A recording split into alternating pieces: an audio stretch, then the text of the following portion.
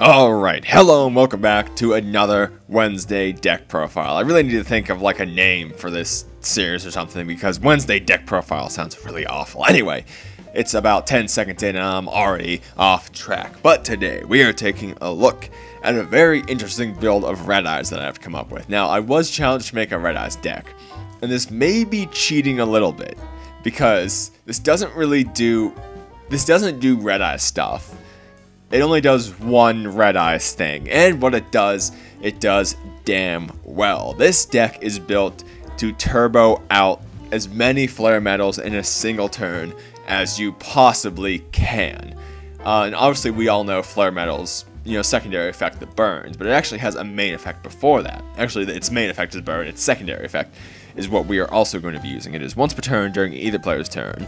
You can detach one XYZ material from this card, then target one Red Eyes normal monster in your graveyard, special summon it. So, basically what we do is we get a whole bunch of level 7s out, we make flare metals, we use basically like Red Eyes Insight, cards of Redstone, stuff like that, to get Red Eyes monsters in grave. We bring those back, we keep overlaying and using them as play extenders, and then during our opponent's turn, if we open the best we can, anytime they do activate any effects, they will take 1500 damage. And it is actually pretty damn consistent and works really damn well, which is interesting because it is a bit of a mess. But anyway, let's go ahead and get into it. So, starting off, we have 3 copies of Red Eyes Black Dragon, just plain good old vanilla Red Eyes Black Dragon, and 3 copies of Red Eyes Black Flare Dragon. Now, it's a Gemini and does have an effect, but we are pretty much just going to be using it as 3 more copies of vanilla Red Eyes for the purposes of this deck.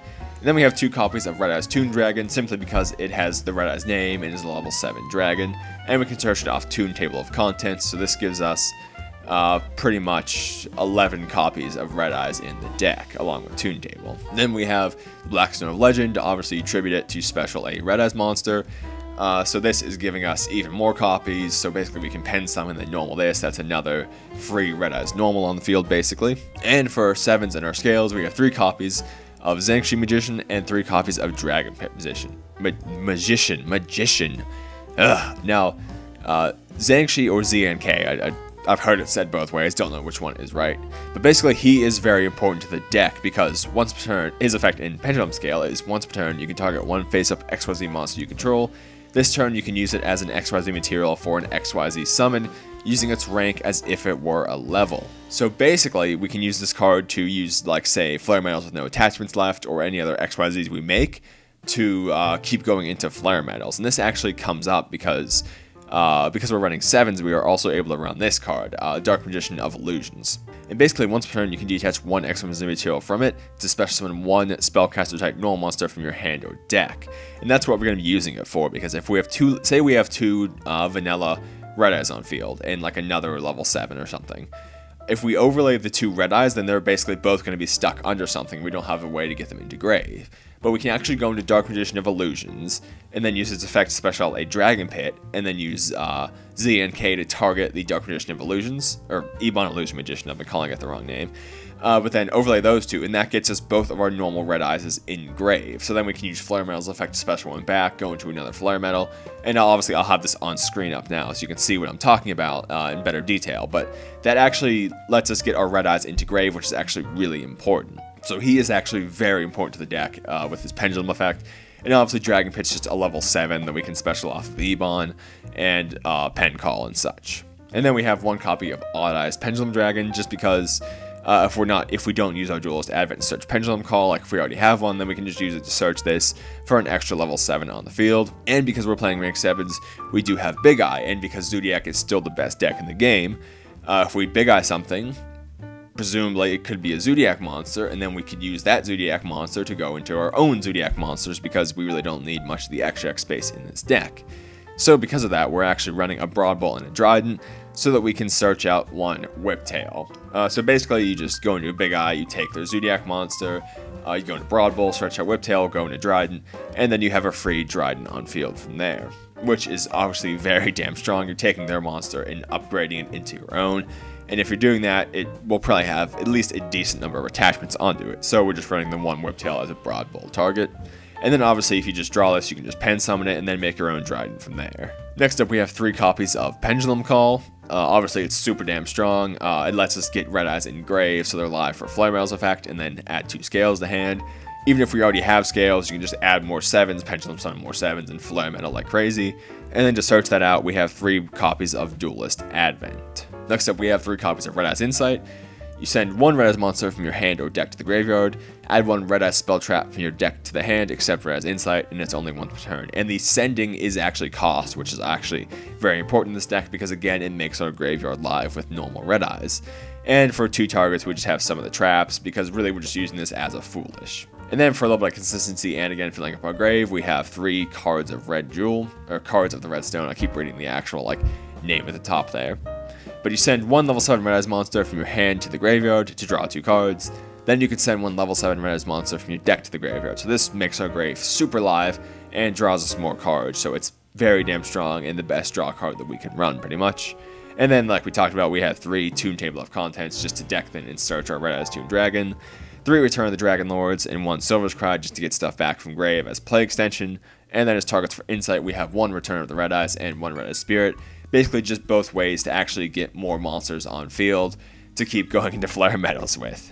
Then for the extra deck, obviously we have 3 copies of Flare Metal because it's the main card of the deck. We have 2 copies of Ebon Illusion Magician because it's still a strong play. Even if we're not using it to make a Flare Metal, we can still use it for some, or even if we're not using it with ZNK, we can still use it to actually have some play extension. So it's still, I still like running 2 because usually you are going to use 1 to get your grave live, and then you still have the other one for play extension and its banish effect if you need it. And then 2 Big Eye. We're running 2s on a lot of these also because you really don't need all the space in the extra deck.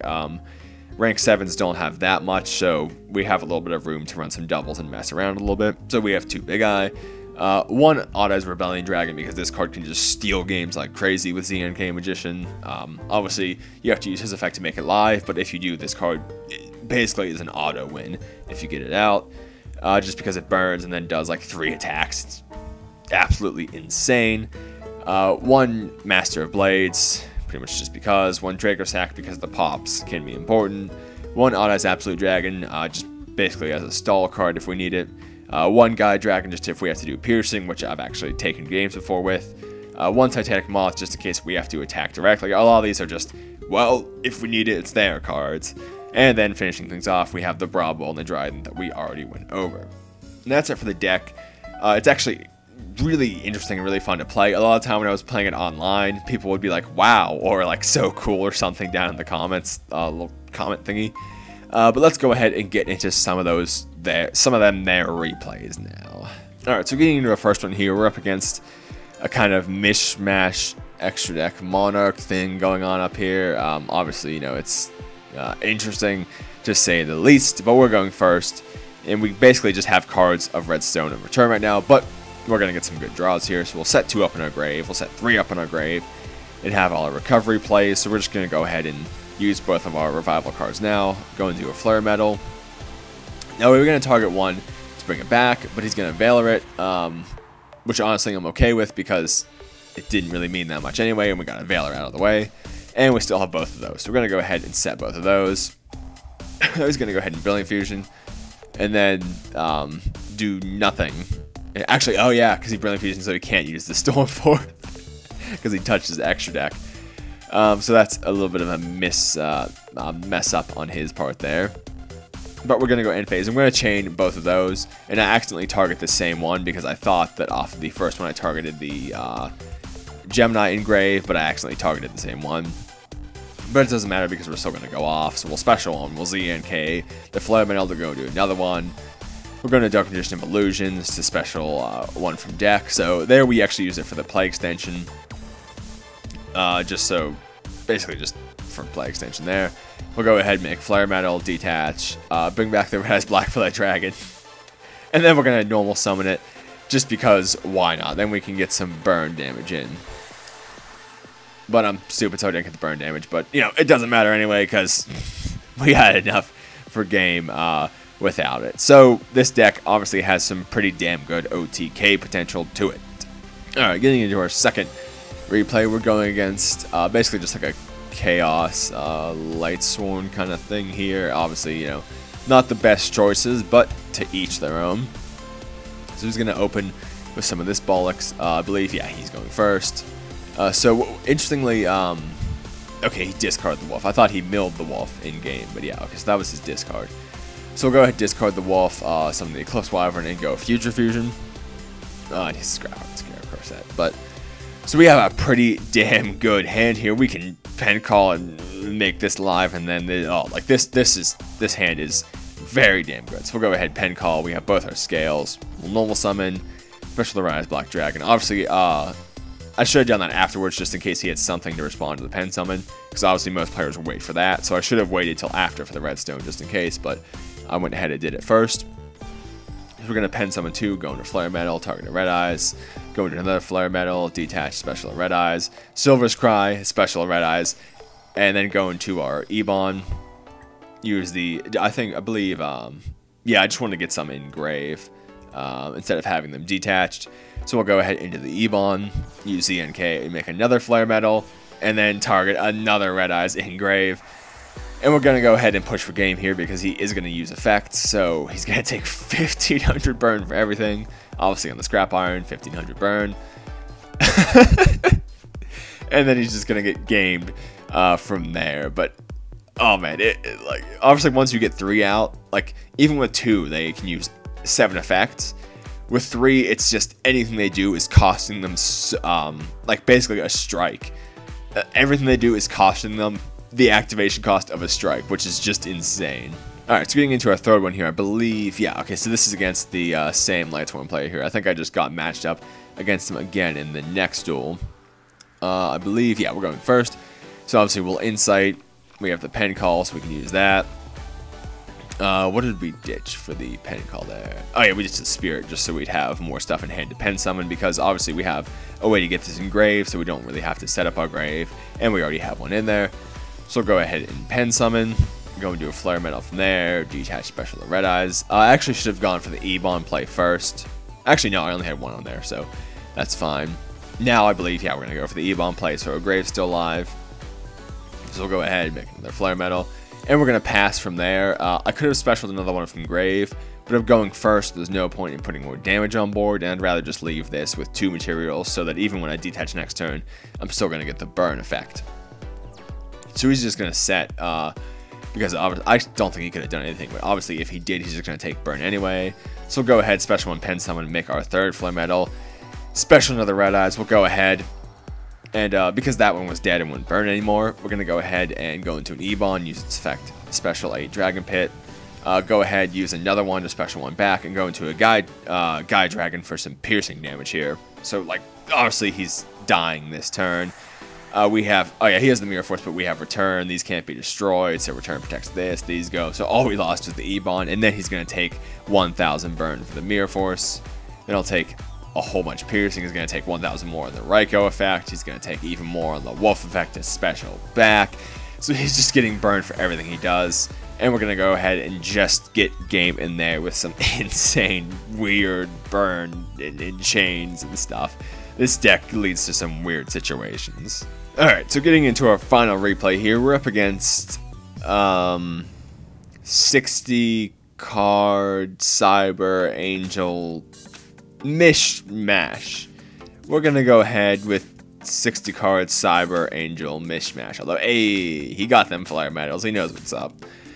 So we're going first. Oh, nope, shit, we're going second. Sorry, misspoke there.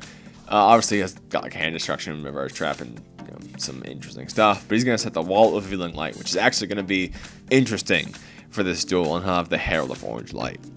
Now, we're going first here, and we actually only opened 1 scale, so we're just going to go ahead and Toon Table for deck thinning to get to our Red Eyes Toon Dragon.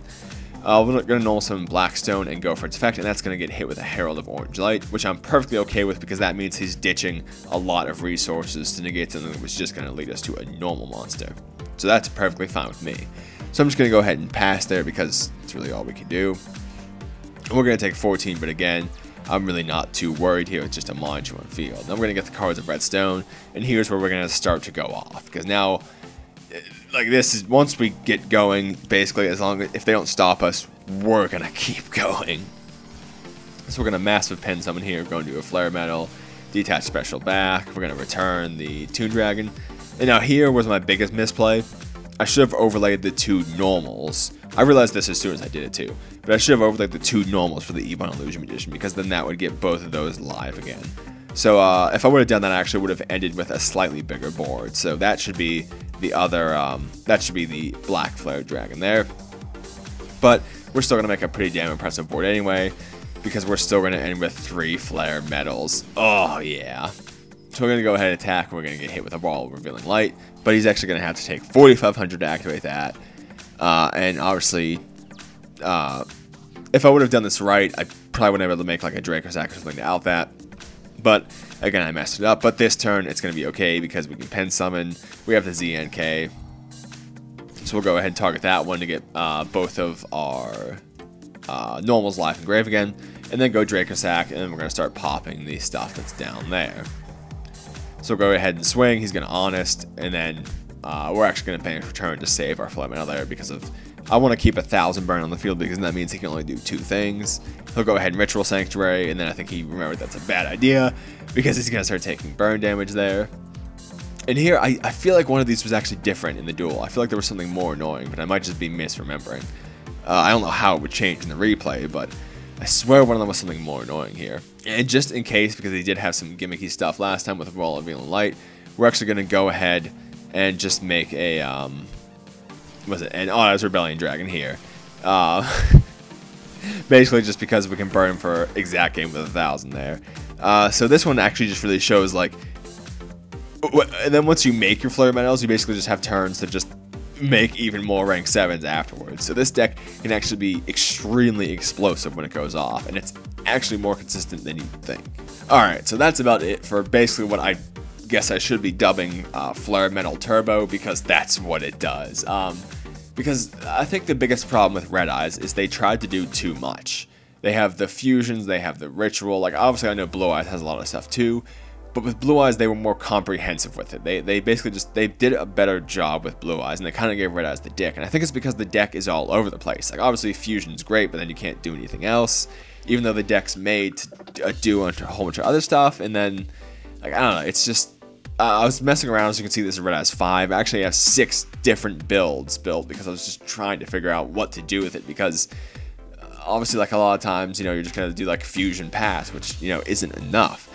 So I decided I was going to try to just pick one of those aspects and work on it, and this is the one that actually worked the best, was just turboing out Flare Metal. So this is just kind of my solution to Red Eyes having too much, is basically just try to focus on one of those aspects. Like, I even have one build where instead of going for Red Eyes Fusion, I just went for regular Polymerization and Dragon's Mirror so that I could still do stuff the turn I made the fusions. But again, like the fusion requirements are so specific, it's, I don't know, it's just a lot. So I do think that this is definitely the best build of it that I have made, even though it's a little unpure, just so to speak, with the Magician stuff in here. But anyway, thank you for watching, and I'll see ya later.